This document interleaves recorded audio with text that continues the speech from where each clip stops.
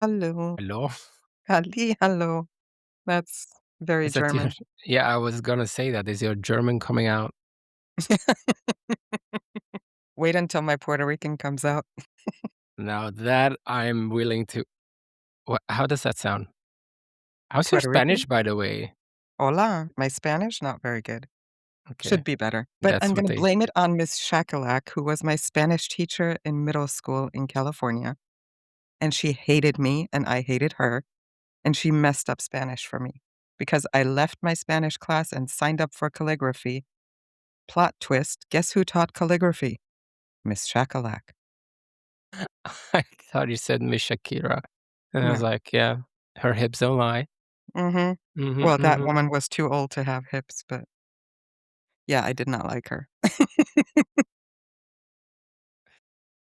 We are here to talk about plants, Tanya, Yeah, not hola, ¿qué about pasa? plantas. Plantas. Plantas verdes. ¿Verdes? I have no idea. Anyway, my Spanish is as good as my Latin. No, it's better, but That's saying a lot.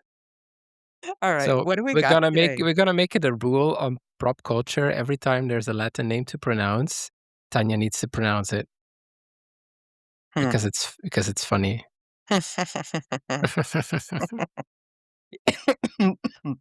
Dang. Okay, cue the jingle. Pop culture, spilling the plenty. So you're gonna say what the contents are? Yeah, muy bien. Muy bien. Alrighty, welcome everybody to episode 5 of season 2, Prop Culture, Spilling the Plant Community. Uh, Today we're going to be looking at some news. Nothing exciting, but hey, we're just coming out of February, going into March. But we're going to be talking about plant journaling and two other things that Jos has prepared for you guys. And then we're going to have an interview with my friend, Anastasia Shokhrin, who is currently in Thailand plant shopping. I am not jealous at all, but oh well. And then we're going to close out with 3 weird plants that I found to show Jos. And let's hope that this time I did a better job. Let's hope you don't disappoint. No, I'm ready for it. I'm ready for it. All right, let's Yes. get into it. Let me start. You want to So start? Go ahead. remember, I think it was the first episode that we did when I talked about an orchid that was being named after King Charles. Do you remember that? Mm-hmm. So I told you already then that King Charles is actually a lover of the plants. So he's also part of the plant community. But I got a new headline, Google alert, saying, or the headline was The Royal Plant Shuffle: Why High Growth Houseplants Move When the King Leaves. I was intrigued. So Mm-hmm. apparently, King Charles has a home in Gloucestershire. Gloucestershire. Oh no, Gloucestershire. I have no Gloucestershire. idea. Gloucestershire. Called Gloucester, Highgrove House. No, whatever. Gloucestershire. I think it's Gloucestershire.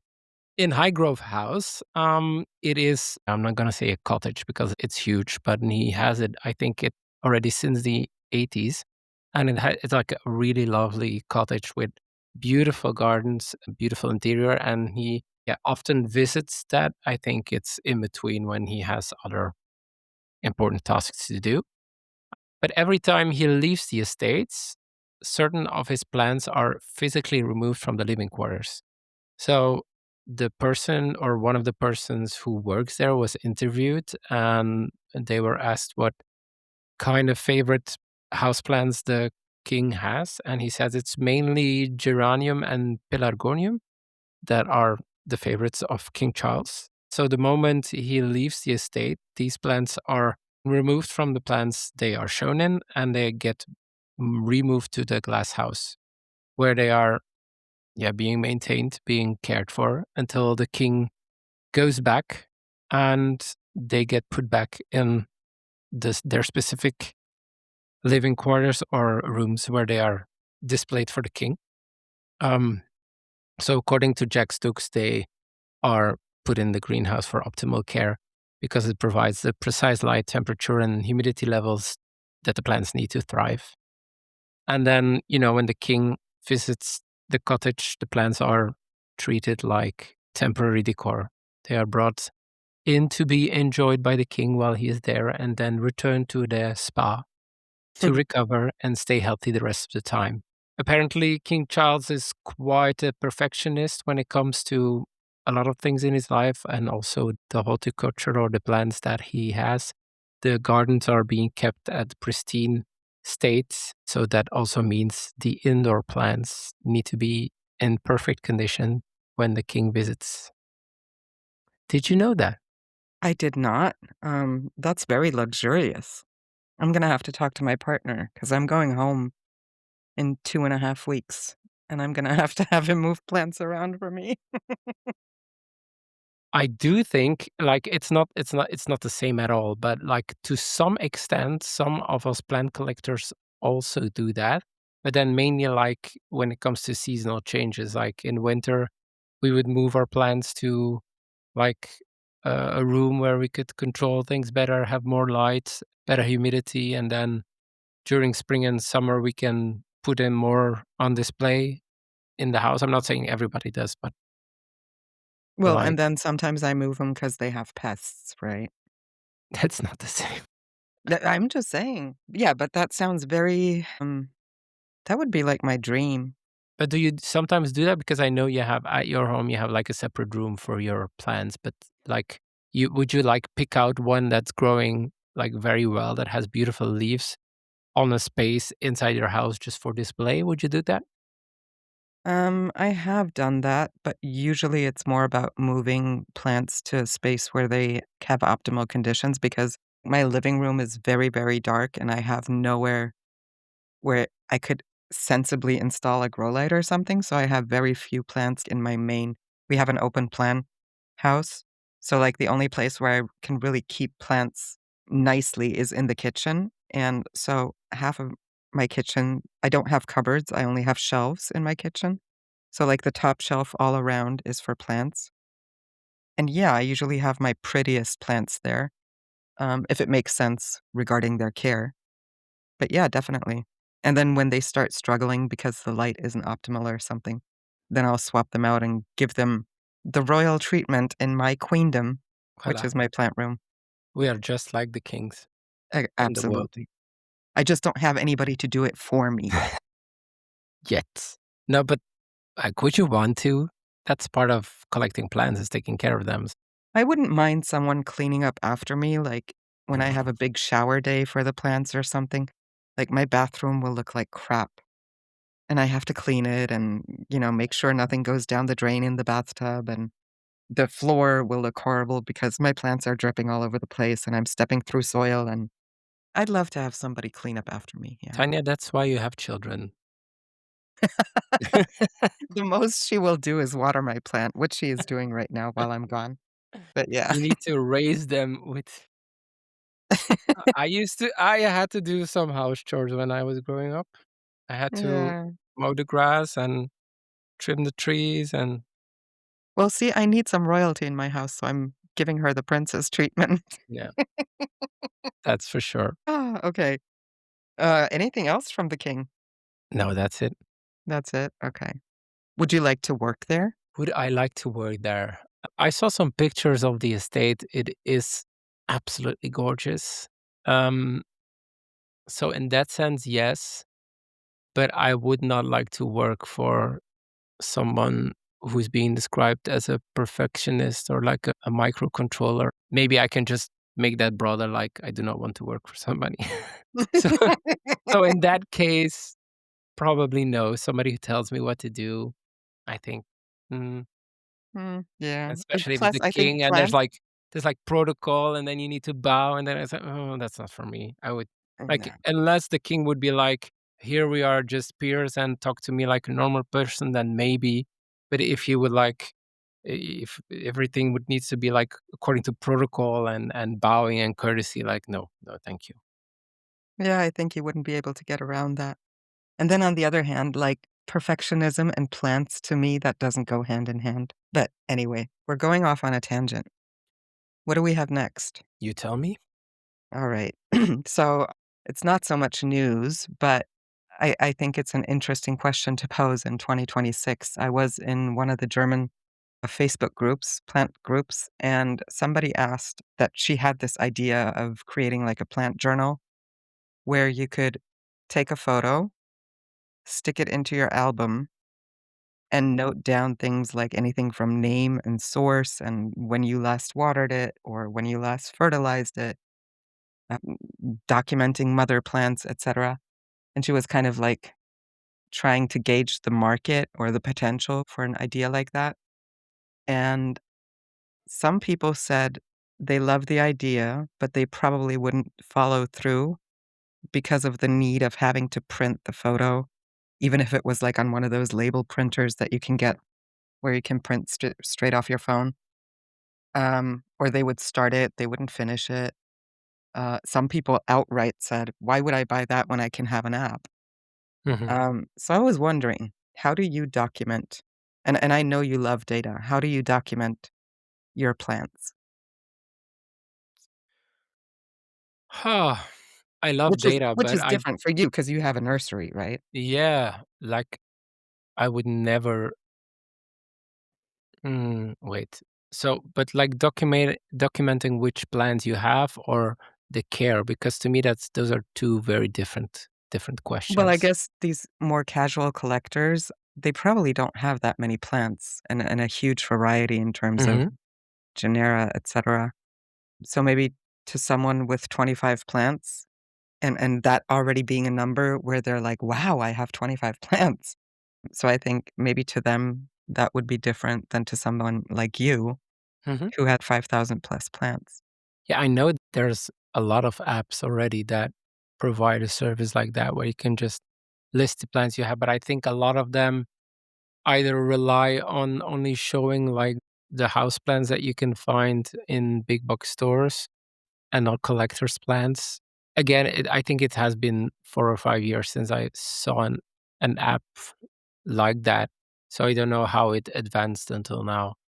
But when it comes to taking care of plants, I'm just more like a let's wing it kind of type, and I know that Intuitive. yeah, it maybe clashes a bit with the scientific part of me. I like data, but I don't like inputting data. Yeah. So to me, setting up systems where data is tracked is fascinating, cool. I will do it, but doing like monkey jobs, like inputting data, uh, that's gonna bore me very, very quickly. But to answer to your question, the plants that I have in the greenhouse and especially the breeding project, I input everything in an app that I created myself. So I created that in like a Google app program that is linked to Google Sheets, whatever, no advertisement. And there I can just add all the plant names. I can add which section they're from, if they have pollen, are they female, fertile, if I create a cross, what time, how many seeds, etc., etc. So that's how I keep track of everything. Okay. And then, of course, your most precious plants live on plant provenance, but that has nothing to do with the care. No, no, they are just there to show the provenance of the plants and to see, yeah, also when people get plants from me, they can see what the history behind the crosses or the hybrids they have. Yeah. I do have a whiteboard on the back of the door to my queendom where I take notes. But even that to me is sometimes too much. Like, I just don't have the time. I don't think I would use an app for plant care. I would have in the beginning because I have a couple of notebooks laying around at home where I started, like, writing down all the plants I had. But I quickly realized as I got to know my plants, they don't follow schedules. And like, I can read my plants, I can walk into my plant room after not having been in there for 4 or 5 days. And I know exactly just by looking at them which plant needs water or which plant needs some food. Like, I call it feeding my plants. Obviously, it's fertilizing and giving nutrients, but I can tell.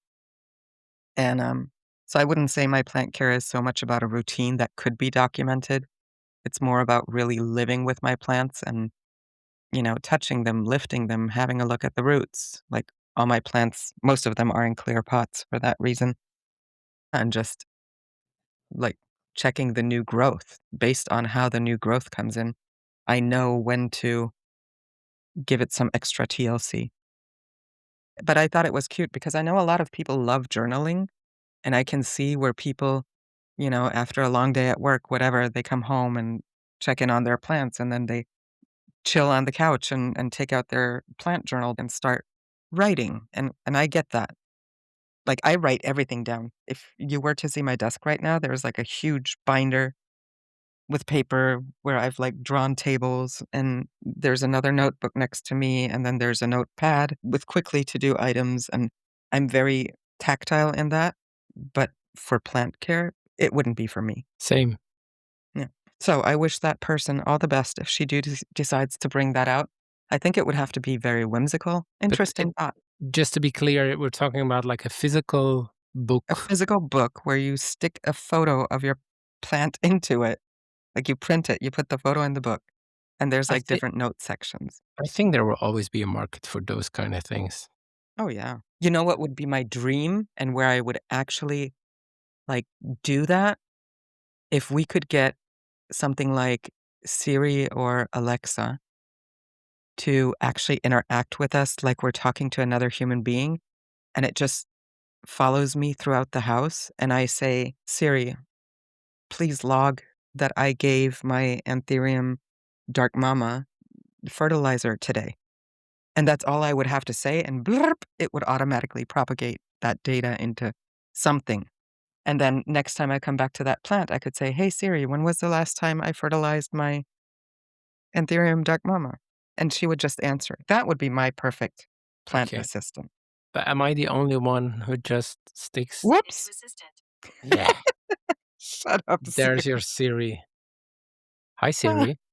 Okay, Google. And all the listeners will be angry.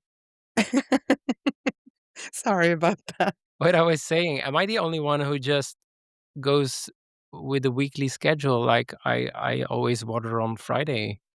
It's easy as that. I don't have to keep track because I do it once weekly.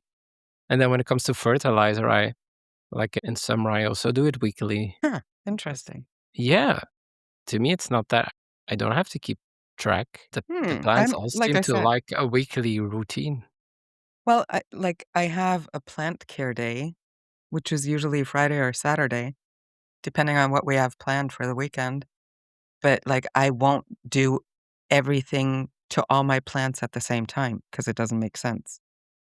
And then I know that on Wednesdays, I have to go check on my cabinet because for some reason, although the humidity is high, the seedlings in there, because of the substrate that they're in, they dry out really fast. So I have to water them twice a week.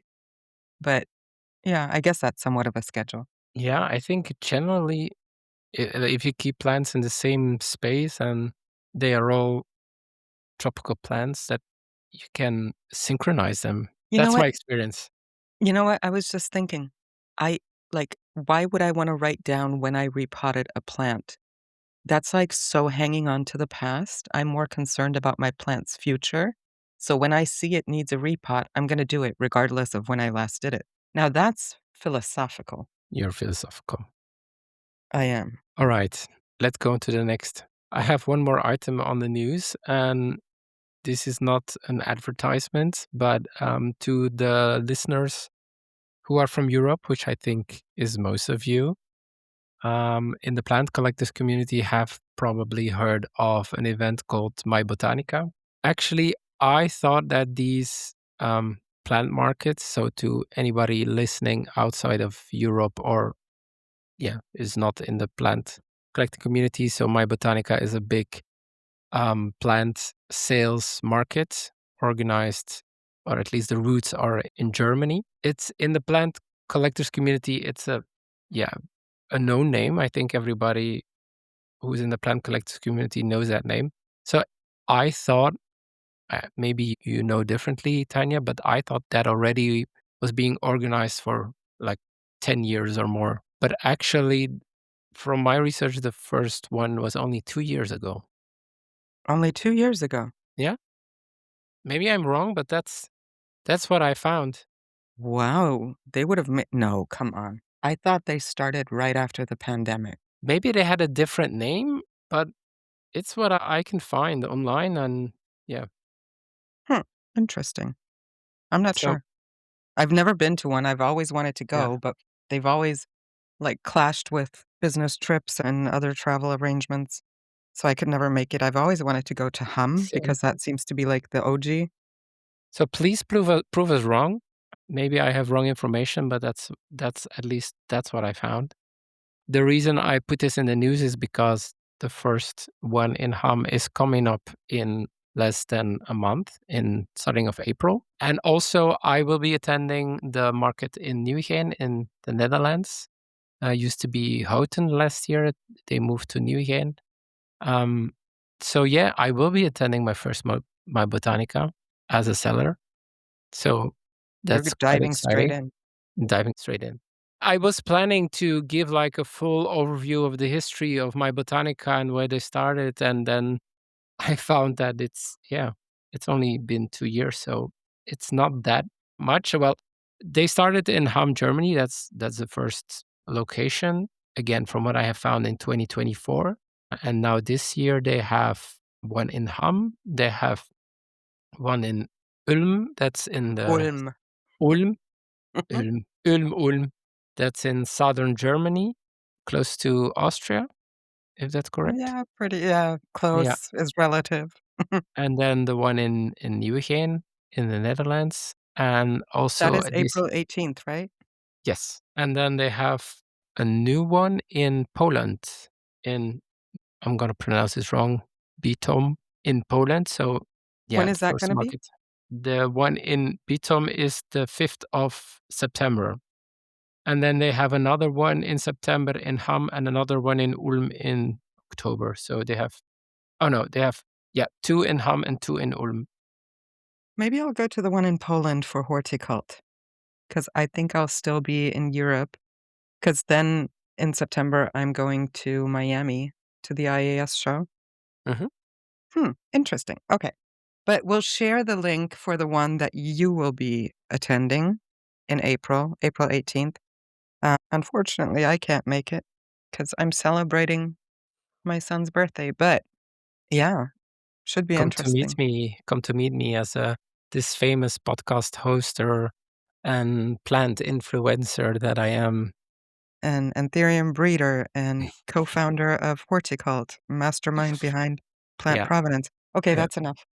Um, Oh, Tanya, I did a live yesterday on my Instagram, and okay, granted, I did not announce it very well. Again, one of the reasons I'm not a really good influencer.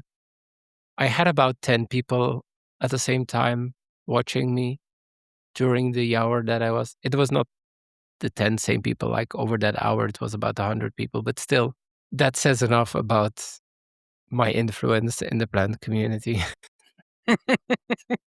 well, I saw it only after the fact, and you are marked as one of my closest, account friends, and I only saw it afterward. I would have loved to check in, but you had just gone offline when I saw it, so blame the algorithm.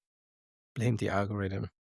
You have to do the ring a bell thing, like, get notified on Instagram. Yeah, but I put that online, but, like, a half an hour before, I was like, "I'm gonna go live in half an hour," and then they quit.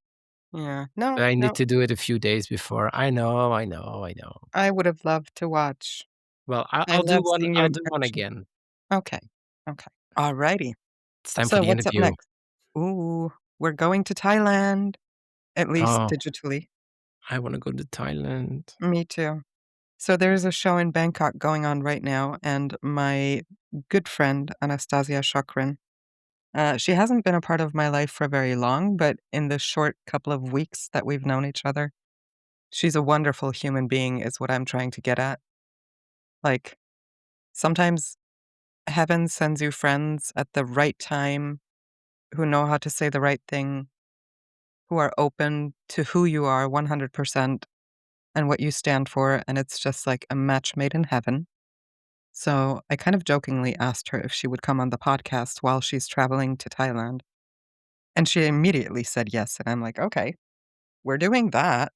Cool. So she is a plant collector slash occasional seller slash wonderful human being all around, and I am very happy to welcome Anastasia on the Prop Culture Podcast. Applause. And now it's time to say hello to our interview guest, my dear friend, Anastasia Shokhrin. How do you pronounce your last name to Shokhrin, Americans? you got it correct, Okay. Shokhrin. Yeah. Okay. Sounds good. You are joining us right now from Thailand. You just shared that you're sitting in a mall in somebody's future couch. I am, had to run away from the plant show to get to Uh, somewhat of a quiet spot. right. You're not usually in Thailand, even though you're there often. Tell us where you're Yes, based out of. I'm based in Colorado. I have been a pretty long-term collector of plants at this time. By now, it's kind of drifted around from monsteras and alocasias now and kind of been all over the place. But I grew in Colorado, so nothing like Thailand. Everything is grown inside, um, in tents and cabinets, and the only way you can probably grow these tropical plants. But right now, I'm out in Thailand for their Bangkok show. I am jealous. I am Same. jealous.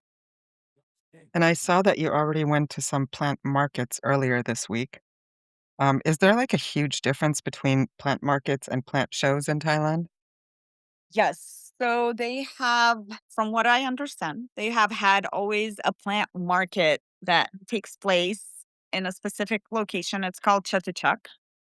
It's a place where on the weekends, it's a big kind of flea market type of you can come and buy just a huge market on the weekends. However, during the week on Tuesday and Wednesday, they have a plant market where local vendors come and sell plants. And it's not just collector plants, it is everything from outdoor plants to pond plants. But on Tuesday morning, it has kind of become where they sell more of collector items. So every Tuesday, you can come to Chatuchak and look for what your wish plants are, and you most likely will find it. However, the plant shows are organized and now happen about every month, every 2 months, and they are done indoors. They bring vendors from all over the world, including Indonesia, Vietnam, US, and obviously all the Thai sellers. So one is a market and one is a show. Are you just visiting the show or are you taking part in it? No, I am only a visitor here and kind of just connecting with people and visiting new friends, old friends. It's a great learning experience. It's like I said, you see plants that you never get to see. And this is, for example, 2 years ago when I came in March, when they revealed the big news was the devil monster got revealed. So that's the first time that it was the plant got seen by anyone in the world kind of thing. You were there? I still have a picture with it from 2 years ago. It was a big deal. It was kind of cool because all of a sudden, somebody brought out a plant and the whole show stopped and all the vendors left their booth and kind of went over there because it was so different from every monstera that has been seen before. And it was kind of, where did this come from? And, obviously price discussion and who's going to be buying it. So it was a big news to the Monstera world, at least. Yeah, for sure. I mean, it is a gorgeous monstera. So, Yeah. the reason we wanted to talk to you today is because you're like the prime example of the intersection between international plant hunting and local cultivation. Like you said, you grow your plants very differently compared to how you find them.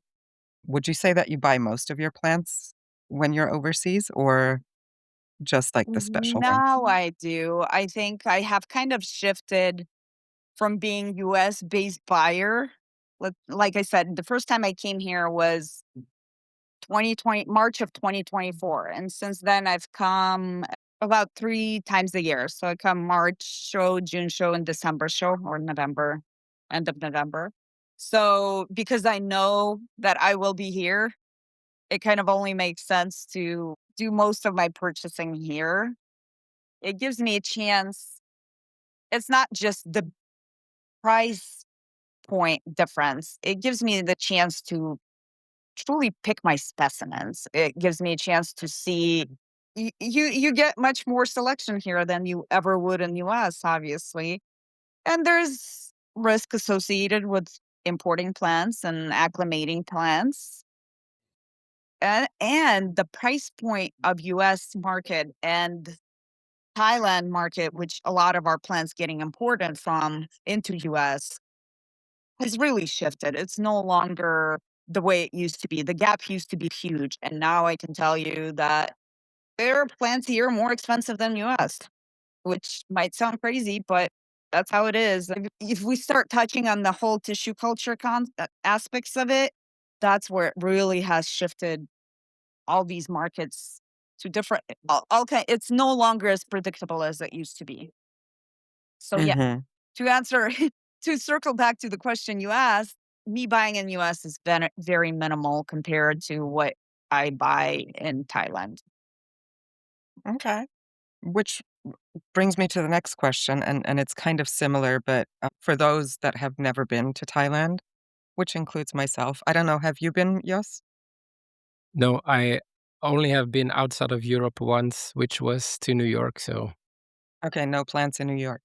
Um, but, can you describe, like, the scale and the energy of the Thai plant markets compared to, like, local US nurseries? Yeah, you can't describe. I mean, I know there are some huge nurseries up in Florida, and I have visited quite a few of them, and I have attended many US shows just for comparison. I have, been to multiple IAS, and I've been to plant cons and, the orchid shows.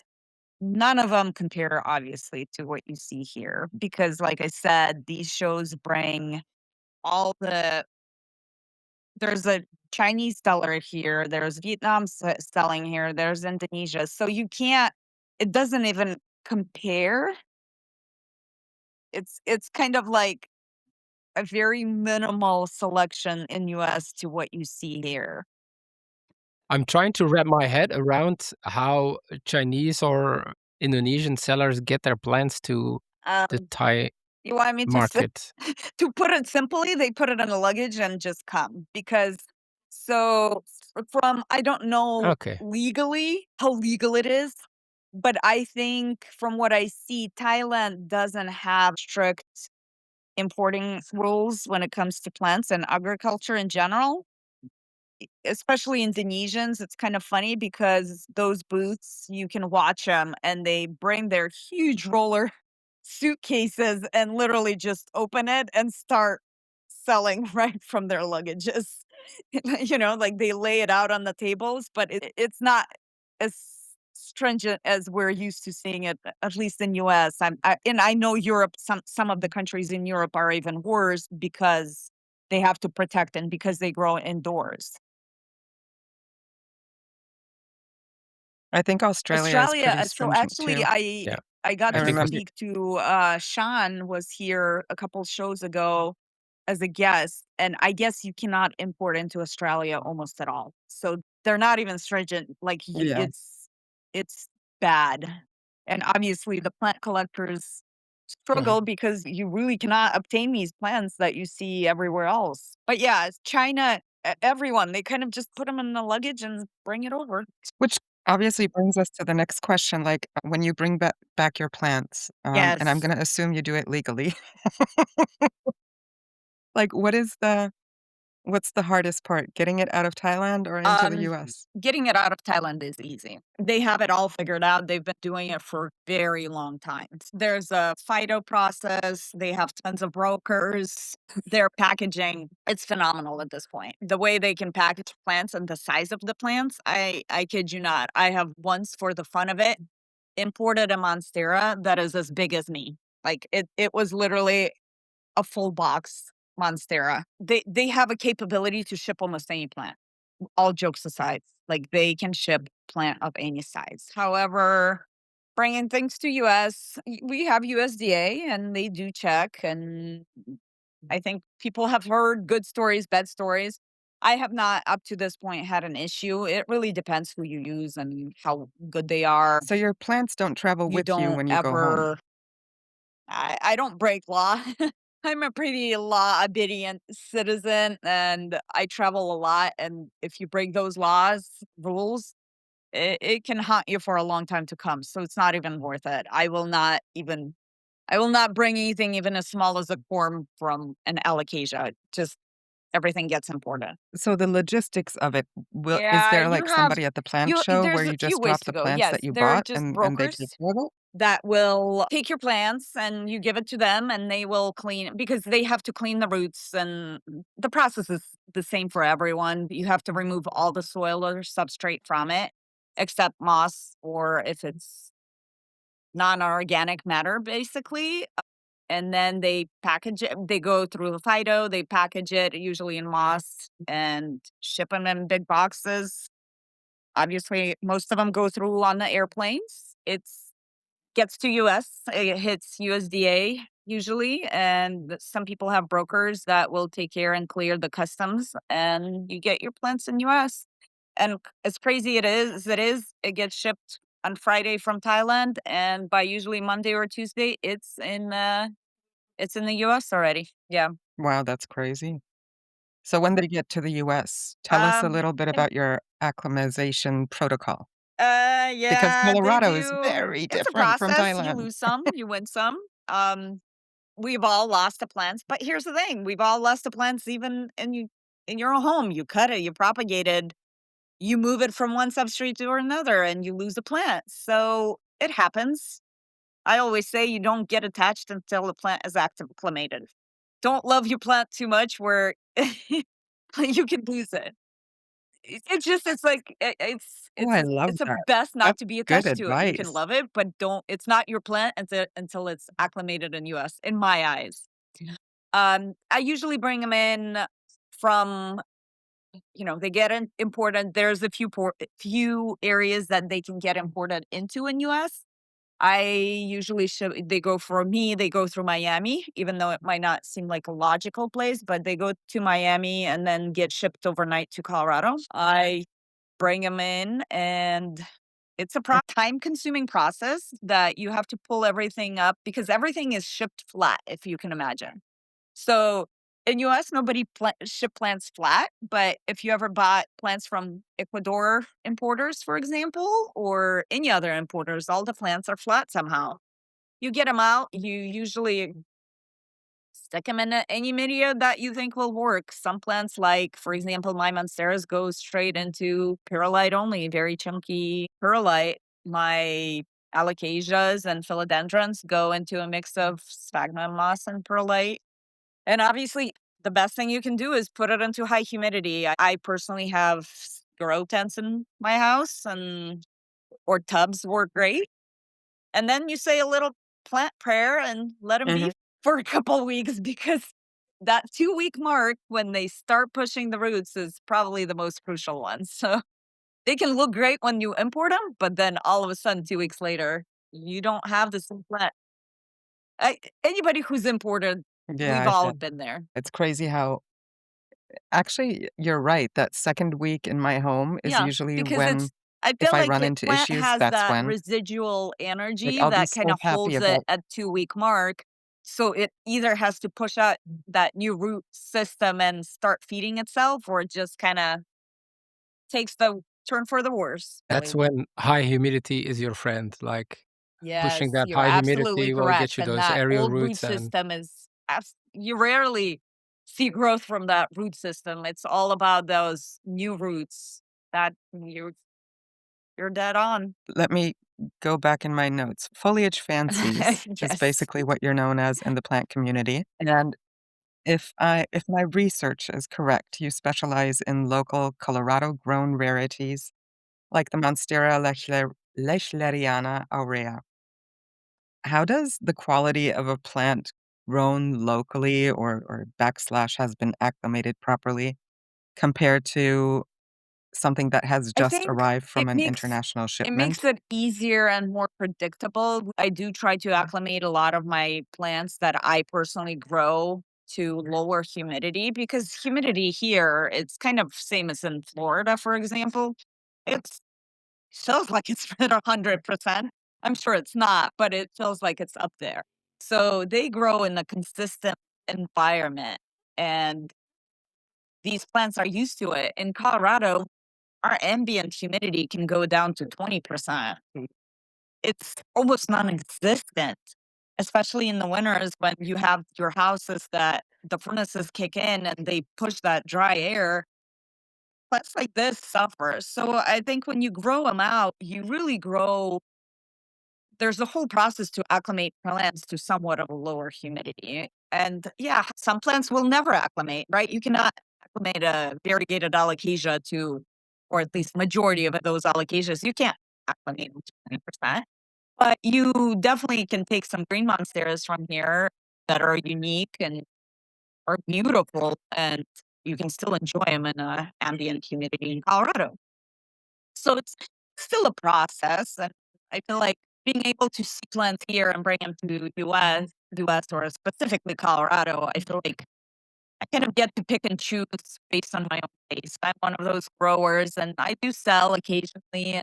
I sell locally quite a bit, but I will only sell the things I love. I will only propagate the things I love. So the beauty of how I do it, I don't tailor it to the general public. I tailor it to me and my plant heart. And then if it aligns with whoever wants it, then it's easy because I'm not a store. I'm just a collector who occasionally shares what I have and love. That is the Alright. same mantra I use when breeding Anthurium. I create what I like, what I love, what I'm interested in, Absolutely. and if other people are too, then And I think they when can you come approach along it on the that way, journey, but I'm not gonna cater to I always what say is in I fashion at the don't moment. just sell a plant. Right. Am I informed correctly that they don't do tissue culture yet on Hoya? I'm gonna tell you the reason why, Tanya, because you can very quickly propagate Hoya. Just create very easy vegetative cuttings, and that's a lot cheaper and faster than creating TC. Well, yeah, that makes sense. I'm just thinking with these Asian labs and the Chinese ones specifically, like the number of plants that they're pushing out into the market, it kind of falls into that prediction that we've seen a lot of. Well, we see that prediction every year, but like for this year specifically, like the casual houseplant owner is going to have a lot more variety in my opinion. It's crazy. And you know Like what the negative side of that is, Tanya? That also plants that actually do not make good house plants make it into the mass consumption. So that's what you were saying also about not all plants can be acclimatized to 20% humidity. That's why some plants make good house plants and others don't. that is sad.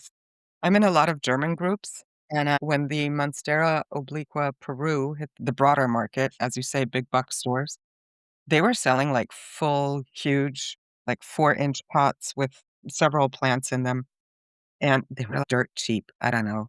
Don't quote me on it, but think, like, $8 a pot, and the number of people who complained about it shooting out runners and having no clue what to do with it, and people would be like, "Well, you have to give it something to climb, blah, blah, blah."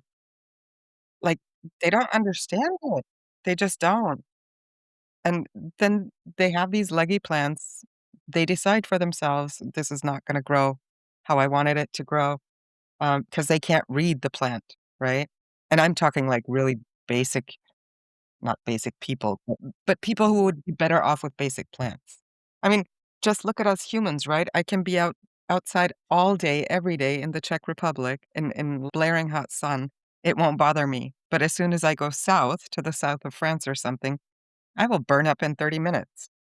Like, it's not rocket science, which is why I've given up on ferns. I love a good fern, but I just can't keep them happy, so I just stopped buying them. Well, Anastasia, thank you so much for making the case for Thailand and, anybody who loves plants and loves traveling. I guess we should take this to heart and put Thailand on our bucket list. To our listeners, if you have been to Thailand, specifically for plant shopping, let us know how your trips went. I thank you so much for your time, Anastasia. I know it's late for you. You're just a Thai ambassador now. Alright, now, I really wish I was in Thailand right now. You should Like, see the photos she sends me. Oh my yes, god. well, I need to see them. Okay, okay. I'll share them with you. It's The next new IT plans. I'm not sure about that, but, like, I don't know if we talked about this in the interview, but she's, like, really, really into monstera. So Mhm. she's been sending me photos of some pretty crazy specimens that have, like, stable mutations, etcetera.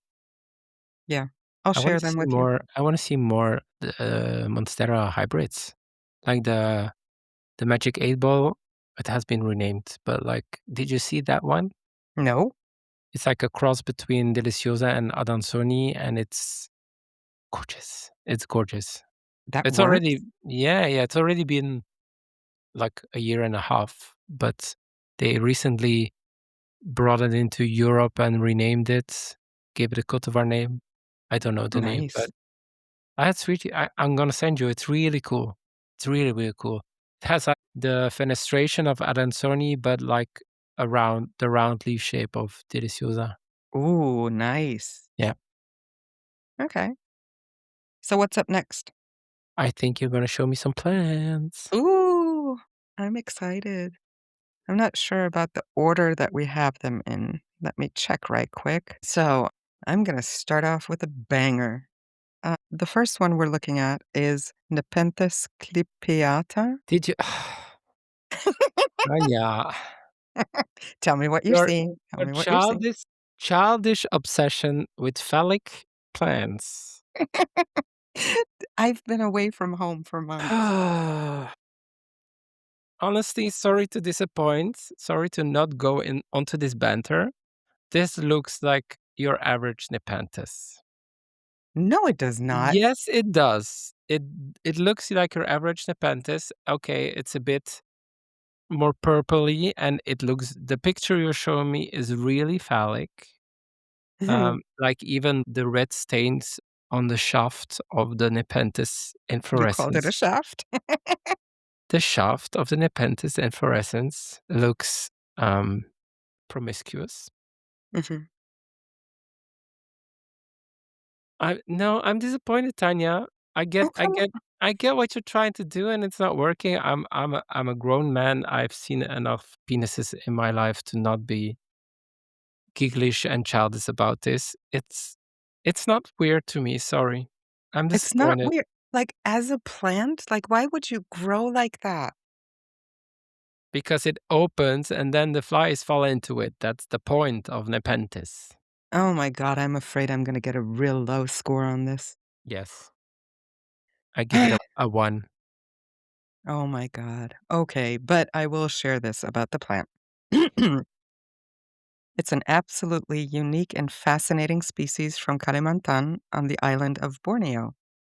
It's highly endangered and only a few plants still exist in the wild, but thankfully it's in tissue culture. I'd be really interested in knowing why it's about to go extinct, but that might be something for another day. Um, right, our second one, and I'm not sure if we've talked about this one before. I couldn't find anything in our notes, but if you look at Adenia perrierii, Perrieri. perrieri, Oh, I do remember it. I think we already talked about it. I remember that picture. I know that I've seen the plant around a lot, but, It's I'm so not sure if we cool. talked about it here. It's so weird also. That this is weird. This is just really weird. Okay, I'm gonna describe what I'm seeing. It's like imagine like a zoomed in crystal of a snowflake, but then green, and like the outer parts of the lining are dark green and the inner parts are light green. It has this beautiful geometric shape and it's beautiful. I want it. Although I can imagine if you look at the plant sideways, it does not look good at all. It Like, that's probably one of looks like a umbrella kind of, long it's stem and yeah, then it's one of the those canopy. plants that you need to look, like, from the top to admire. Yeah. It's beautiful, and it's also weird, so beautiful does go with weird. I think that's a weird plant. It's a Let me weird share plant. first Yes. a little bit about the plant. I'm gonna give you 3 guesses where it's from. Uh, Weird, so I'm gonna say Madagascar. Yes, you got it. Okay, you win a prize. Ding, ding, ding, ding. Really? So the description says it's a rare, I don't like that word, but highly sought after Madagascan caudiciform succulent, prized by collectors for its thick sculptural woody base, up to inches in diameter, and delegated, delicate and often variegated vine-like branches. It thrives in bright light, warm temperatures, and requires fast-draining soil with minimal watering, particularly during winter dormancy. It is poisonous and best propagated from seed for better caudex formation. I would never guessed it's a succulent. Mhm. It's gorgeous, isn't it? Oh, I'm looking at different pictures. It's like every picture is stunning. Yeah, They it's a they very photogenic plants, yeah, I love the geometry about it. It's like so nature is amazing at architecture. right? Yeah. I wonder what the flowers look like. Hmm. And I wonder if the name Perrieri has anything to do with Perrier, like the The water? water, the water. I don't know. I see here online another name for it is bottle tree. Yeah, So maybe it does have any something to do with the name. Ah, could wait, be. I can find here. The specific epithet perii, oh, they say the pronunciation here in English is perii, perii.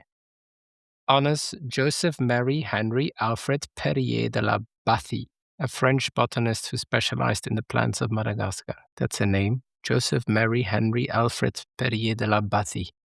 Wow. I give it a 7. Okay. Okay, that's good. Then let's go on to the next one. This is gonna be a mouthful for me.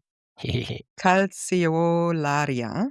Calceolaria uniflora. Tell us Oh, what you see. it reminds me of those monkey orchids. Like, okay, what I'm seeing is like kind of green, shrubbery, fleshy leaves that stay very close to the ground on a rocky ground. And then I see some inflorescences, like orange sofas, like, those, like a sofa that you would put in the corner of a house. It's like uh, like A an chair? egg, a chair, yeah, like Yeah. an egg, An armchair. an armchair, but like curved like an egg Mhm. in very bright orange, and then some dark red at the bottom. And then there's like these hairdresser saloon hair dryers on top of it. That's a good description, right? But Yeah. I'm supposing it's like an orchid. It looks like an orchid. I don't think it is, but it reminded me of, like, little monks with braided ponytails on each side carrying, like, a sweet or something. Mhm. It's a very unique flower. Let me tell you something about it. So, Calceolaria unifloria, synonymous with Calceolaria darwinii, known as Darwin's slipper, is a perennial plant of the genus Calceolaria, known as slipperworts. It's originally from Tierra del Fuego in the southern part of South America, so quite close to oh my god, now I'm gonna embarrass myself. It's not Antarctica, it's forget it. What What is I the southern pole called? Antarctica? Is it? And Yeah. then the other one is the Is Arctic. the North Pole? Yeah. The North Pole and Antarctica? Hmm. Whatever. I suck in geography. Because Um, the North Pole is not a landmass. Antarctica is a continent, it is a landmass. okay. Thank you, You're teacher. welcome. Because Antarctica is on the South Pole. I know. Well, that I know. I just so the North Pole is just water, you're telling me? Yes. Well, ice. Okay, good. Learn something new. So this is a mountain plant growing only to about 10 centimeters or 4 inches tall, and the flowers are a compound of yellow, white, and brownish red. It's an ornithophilic plant, meaning it is pollinated by a bird. In this case, the least seed snipe. That's the name of it. I looked up that bird. Very unremarkable. It's like, the brown house cat with the brown fur. Um, Imagine being called very unremarkable. And how's I'm Angela? Well, sorry. she's very unremarkable. I think I've thought that about a lot of people in my lifetime, but the bird Same, is very same, unremarkable. same. So the seed snipe eats the conspicuous white floral appendage on the lower lip of the flower, which is high in sugars. Now, this I thought was interesting because, like I told you earlier, when I first looked at it, it looked to me like monks carrying some kind of sweet. So while the seed snipe pecks at this appendage, the stigma and anthers of the flower tap the head and back of the seed snipe, distributing and receiving pollen, ensuring that the pollen will be transferred to the next Calceolaria unifloria that is visited by the seed snipe. Like, I get how evolution works, but sometimes you cannot help but be amazed by how these things evolve. Like, It's it would crazy. it would depend on, like, random mutations that then result in something so specific that is matched to something. Yeah, It's insane, isn't it? it's insane. It's insane. By the way, I don't see how they resemble slippers. I try to look at it in different angles, how one sees a slipper. I have no idea. But it was a dude called Darwin who discovered it, so I'm not surprised. Darwin, never heard of that. Whatever. All right. Well, what what are It's we weird. gonna rate this? It's weird. It's weird, but it's not weirder than the Madagascar to me. So I'm gonna give this a 6. Okay, so we have a 1, a 7, and a 6. Ooh, 6, 7 again. I will stop. I Boy, promise. Okay. Well, thank you very much. It was my pleasure to please your eyes or not. Maybe we can try next week not to do any kind of sexual references to plants because that's kind of weird. Tanya, the Phylophilic. only one who has to try is you. I know. I have no issue Maybe with that. maybe I'm phylophilic. Ugh.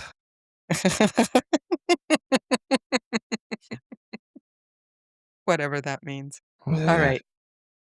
So, shall we say goodbye? We shall. Okay. Goodbye. Goodbye.